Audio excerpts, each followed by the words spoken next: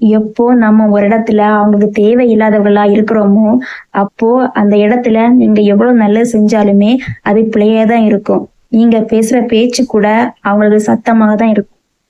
இத எப்படி புரிஞ்சுக்கிறதுன்னா, நீ முன்னாடி இருந்தப்போ உனக்கு கிடைச்ச மதிப்பு மரியாதை இப்ப இல்லையா? நீ பேச வர பேச்ச அவங்க வேற மாதிரி புரிஞ்சுக்கிறாங்களா? உன்கிட்ட வந்து பேசும்போ உன் கண்ணை பார்த்து பேசாம வேற எங்கேயோ பார்த்து உன்கிட்ட பேசுறாங்களா? அதுக்காக நீ கெட்டவனா இல்ல. அவங்களுக்கு உன்கிட்ட இருந்த தேவை முடிஞ்சிச்சுன்னு அர்த்தம். இப்போ அந்த இடத்துல நாம எப்படி இருக்கணும்னா, கோவப்படக்கூடாது, சண்டை போடக்கூடாது, மொத்தத்துல பேசவே கூடாது. நம்ம சுயமரியாதைய விக்கிற இடத்துல என்னைக்குமே நாம பிச்சை எடுக்க கூடாது. நம்ம பேசாம அந்த இடத்த விட்டு விலகி போயிட்டே இருக்கணும். அப்பதான் அவங்களுக்கு நம்ம மதிப்பு தெரியும்.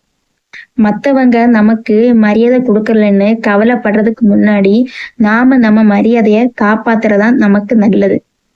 எந்த இடத்துல நம்மள பிடிக்கலையோ அந்த இடத்துல இருந்து நாம விலகுறதா நமக்கு நல்லது. நாம நாமளா இருக்கிற இடத்துல தான் நமக்கு மரியாதை.